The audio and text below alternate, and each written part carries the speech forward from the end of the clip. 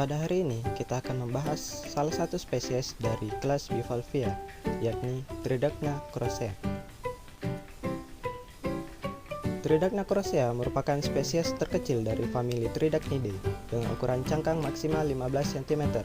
Memiliki mantel berwarna cerah, umumnya biru, dan cangkang berwarna putih, kadang bercorak merah muda, orange, atau kuning. Kima ini dinamakan juga kima pembor atau kima lubang karena kebiasaan hidupnya yang menancapkan dirinya pada substrat atau pada lubang-lubang karang keras yang masih hidup atau mati. Berikut adalah klasifikasi dari kima lubang atau Tridacna crossea. Untuk melihat morfologi dari tiap-tiap jenis kima dapat dilihat melalui bentuk bagian luar cangkang dan warna mantelnya. Perbedaan-perbedaan yang khas dari cangkang merupakan petunjuk untuk mengidentifikasi kima sampai tingkat jenis. Untuk kima lubang sendiri dapat dilihat melalui folds atau lekukan. Setiap katupnya biasanya memiliki 6 hingga 10 lekukan, di mana 4 atau 5 dari lekukan tersebut sedikit lebih menonjol daripada yang lainnya, yang saling bertautan dengan lekukan pada katup bawah. Yang kedua, umbo. Umbo merupakan pusat pertumbuhan cangkang. Namun, karena kebiasaan Tridacna crossea dalam menggali substrat, membuat cangkang pada sekitar umbo menjadi halus. Yang ketiga adalah squatus. Lipatan pada permukaan cangkang kima umumnya berbentuk seperti tulang rusuk atau rib. Namun, pada jenis kima lubang, lipatan tersebut berbentuk seperti setengah mangkok yang disebut dengan sisik atau squatus. Namun, karena kebiasaan Tridacna crossea dalam menggali pada substrat, terkadang katupnya sering tidak memiliki sisik yang besar. Yang keempat adalah basal opening, merupakan sebuah lubang tempat keluarnya organ pelekat atau bisus, di mana bisus berfungsi untuk membuat kima dapat menancap kuat pada substrat. Bagian permukaan mantel terdapat dua lubang yang berperan sebagai tempat keluar dan masuknya air. Yang pertama adalah inhalant siphon atau ikuran sipon, yaitu lubang yang berfungsi sebagai alat masuknya air. Letaknya di dekat posterior dan dikelilingi oleh tentakel yang sangat kecil, tetapi banyak, serta bulu-bulu getar yang bercabang dan sangat halus. Yang kedua adalah exhalant siphon atau ikuran sipon, yaitu lubang yang berfungsi sebagai alat keluarnya air. Letaknya pada bagian dorsal dan bentuknya tubular atau seperti cerobong. Sama seperti kima lainnya, Tridacna crossea bersifat protandorous hermaprodit, yang artinya setiap individunya dilengkapi oleh sel-sel telur dan sperma. Kima memiliki siklus reproduksi sepanjang tahun.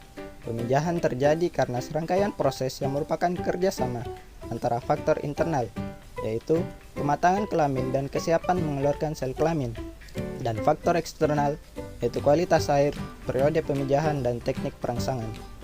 Berikut adalah gambar daur hidup Tridacna crossea.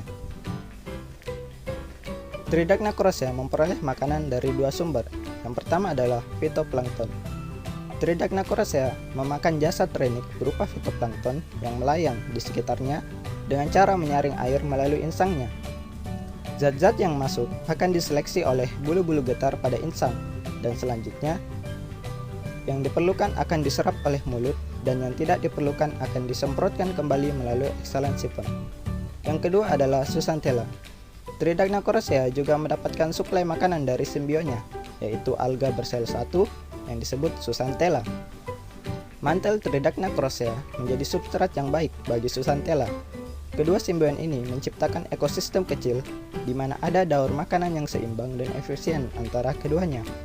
Zooxanthella berfotosintesis untuk memproduksi makanannya sendiri dari energi matahari, serta sumber nitrogen dan karbon yang dibutuhkan oleh zooxanthella yang diperoleh dari Tridacna crossea. Sebaliknya, Tridacna crossea memperoleh makanan dari produk fotosintesis secara langsung dari zooxanthella. Terdapat 3 aspek ekologi kima lubang. Yang pertama adalah Tridacna crossea hidup pada perairan dangkal dengan kedalaman hingga 25 meter. Kedua, umumnya hidup di dalam lubang-lubang karang keras yang masih hidup atau mati dan substrat. Yang ketiga adalah perairan yang jernih dengan salinitas yang tinggi, karena sangat berpengaruh pada zooxanthella yang bersimbiosis pada mantelnya.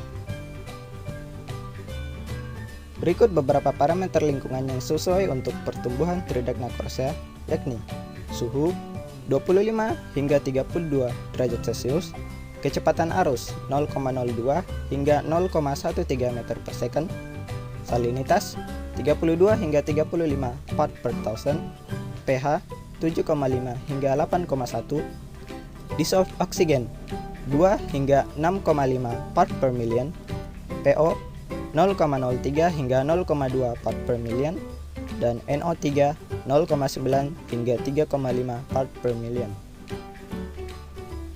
Tridacna coraceae dapat ditemukan di Samudra Hindia bagian timur laut dan di seluruh Samudra Pasifik bagian barat dan tengah, mulai dari pantai barat semenanjung Malaysia dan Australia barat laut ke arah timur. Mereka juga ditemukan sejauh utara pulau-pulau selatan Jepang dan selatan ke Great Barrier Reef dan Caledonia Baru. Tridacna coraceae dapat ditemukan dalam jumlah besar di zona intertidal, di mana mereka secara berkala terpapar oleh pasang surut, dan di zona subtidal pada perairan dangkal. Dan untuk di Indonesia sendiri, Tridacna coraceae dapat ditemukan di seluruh perairan pantai Indonesia. Pembahasan singkat mengenai spesies Tridacna coraceae. Tetap semangat dalam mengikuti pembelajaran daring. Stay safe and stay healthy. Saya Rafa Muhammad Syafid Tantular, jurusan Ilmu Kelautan, Fakultas Ilmu Kelautan dan Perikanan, Universitas Hasanuddin.